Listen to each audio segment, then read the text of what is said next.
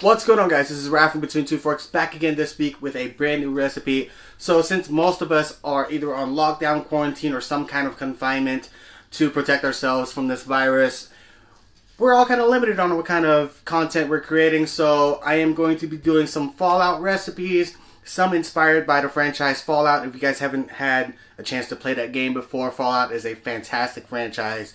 Kind of like a post-apocalyptic kind of deal. My favorite one is, of course, Fallout 4. It's one of the best Fallout games I've played.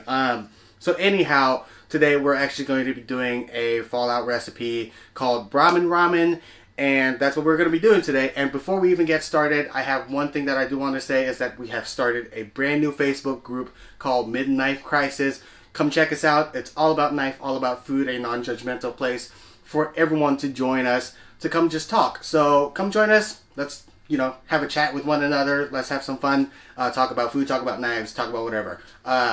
So I will link that down below, Mid-Knife Crisis. And before we get started as well, if you can hit that like button, hit that subscribe button, it will mean the world to me to help me support all of this craziness.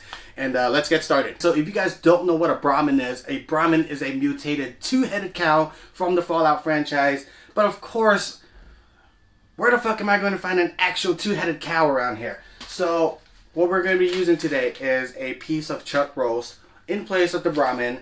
And then on the ramen portion, we're going to be using something that's super cheap, that is shelf stable. It's great for, quote unquote quarantine and, just stocking in your pantry for a rainy day. It is the Maruchan, or, beef flavor ramen. You can use top ramen, anything that any kind of beef flavored ramen that you have in your pantry will be fantastic for it. But of course, it is just not going to be those two things. There are some, little things here and there that I'm going to add to it to add a twist to it, make it taste fucking delicious. And I'm going to show you how to do that right now. So I'm not going to waste your time showing you how to marinate a piece of meat. I'll just go through the marinade. Really, really simple marinade. You want to kind of dampen the piece of chuck roast with a little bit of neutral flavored oil. I use grapeseed oil. You can use olive oil, whatever kind of oil that you feel like, and a little bit of soy sauce. Kind of rub it around so that way it kind of gives it some moisture for the salt, pepper, and the rest of the spices to have something to adhere to.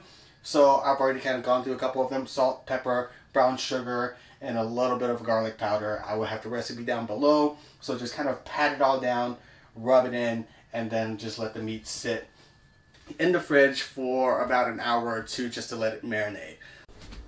Look who decided to join us in the video right now, guys. So while the meat is marinating, let's talk a little bit about the components of what makes a really good ramen, guys. I learned most of this from David Chang's cookbook, Momofuku, so shout out to David Chang for helping all of us enjoy a bowl of really good ramen, and thank you so much. And I will link the cookbook down below in the descriptions. It is an associate link, so a small bit of the proceeds will come and help support all of this craziness. Now, let's go back to the components itself. The heart of a bowl of ramen is the noodles. Okay, we're going to keep it super simple today. We're just going to be using the ramen from the packet. And then the second component to a bowl of good ramen is the broth itself, right? And the broth itself has two components to it. It is the tare and the dashi. The dashi is the main liquid that you'll find inside a bowl of ramen, which we are, again, going to keep it super simple since it is a Fallout recipe. We're just going to be using a packet of seasoning and some hot water, and they'll create our dashi. And then the tare, I'll show you how to make that, which is, how do I say it? It's kind of like a dipping sauce for yakitori, but it's also what really flavors a lot of the ramen. It gives it a lot of depth to your broth. Third component is your protein, which we're going to be using some Brahmin, which is your roasted chuck roast that I have behind me that's marinating. And then some ramen eggs, guys. Ramen eggs are, how do I say this? Ramen egg is so important to a good bowl of ramen, guys, because it is custardy in the middle, it's full of flavor, it's full of umami, and it's just such a pretty thing to have in a bowl of ramen. And then fourth component, okay, is your veggies, guys. I found some bok choy at the store. Use what you have, guys, and if you do have to go out, guys, I urge you all to please be careful. I want all of you guys to stay healthy and safe. Social distancing, guys. 6 feet, okay? Now, bok choy is going to be blanched in some salt water. Again, super simple. And then a sheet of nori for garnish. And then I will also be making a twist of the Korean scallion salad to add on top of it. Scallions are cheap. We have most of the stuff here already. If you can't find some of the ingredients, just kind of roll with the punches. Use what you have in your pantry. That's all good. You know, just use what you have. But if you do have everything to make what I'm making, that way we can taste the same bowl of ramen together. Now, let's go ahead and make the ramen egg and also the tare. Let's do it. For the ramen egg, I'm not going to waste a lot of time going over it because there are plenty of tutorials and videos out there. So get some salt water boiling into a medium-high heat. Put your eggs in there 6.5 minutes. Kind of gently move your eggs around for the 6.5 minutes so that way the egg yolk is centered for better presentation. Once the 6.5 minutes is up, take those eggs out, gently put it in an ice bath. Let it cool down. This stops the cooking instantaneously, and then wait until the eggs are lukewarm in the ice bath, and then they are done. So one of the biggest things that I always preach is to reduce food waste and try to use what you already have going on. Since now that the eggs are done, we have an ice bath. We also have salt water already boiling. We're going to go ahead and wash the bok choy and blanch it right now so that way nothing goes to waste. We're going to be doing this for 1 minute, so we're just going to blanch it really quickly in boiling water, and then we're going to soak it right into the ice bath. We don't want to overcook the bok choy because if you overcook it, the color is not going to remain. It's just going to start turning kind of like a dull color. We don't want that. Okay guys, so the first thing you want to do is get your bacon into the pan with a slight drizzle of neutral oil. That way, kind of gets it started. You want to put it in with a cold pan for bacon because I like to warm up the fat gradually. That way it renders properly.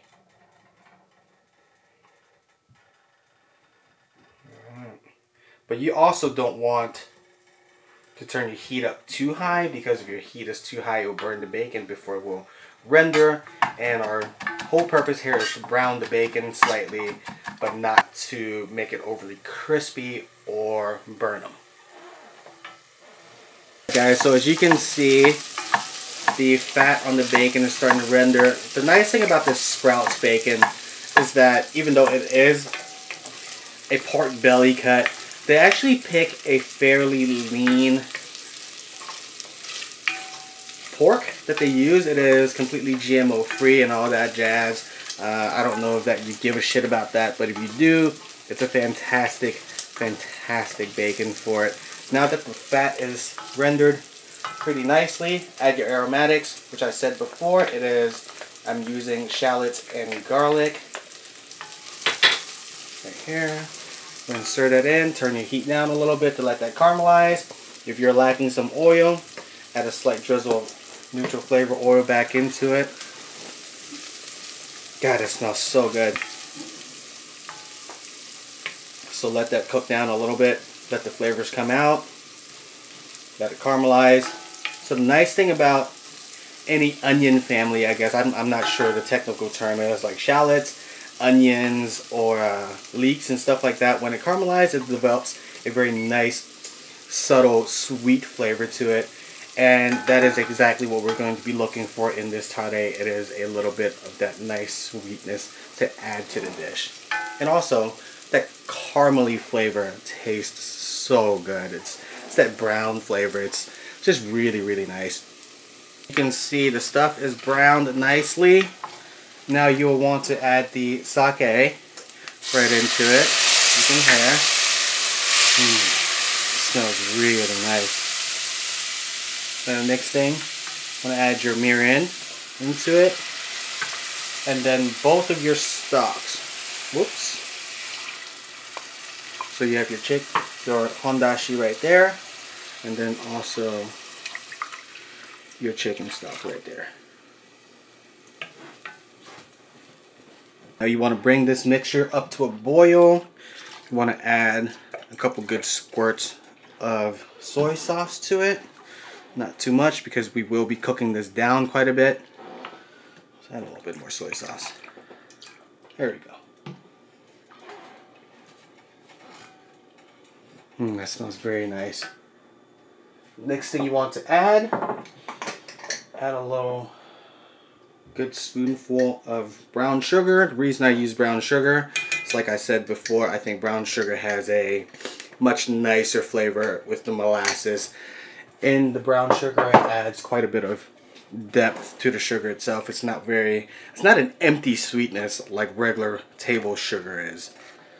There we go. Let this cook and simmer. Let it condense. Add a crack of black pepper to it. And then this is your tare that you're going to be using for your ramen today. Alright guys, so the last component that we're going to have here is the garnish itself. So what we're going to do is do a really quick tossed, kind of half-assed pickled green onion salad thing. That is a twist from the Korean side of the, like a Korean cuisine called the scallion salad. So what you're going to have to do is to cut these really, really fine, or sometimes you can actually find these like already shredded up in Korean stores. They have special tools to actually shred up the scallions, but since we don't have either one of those things today, we're just going to do it manually with a knife.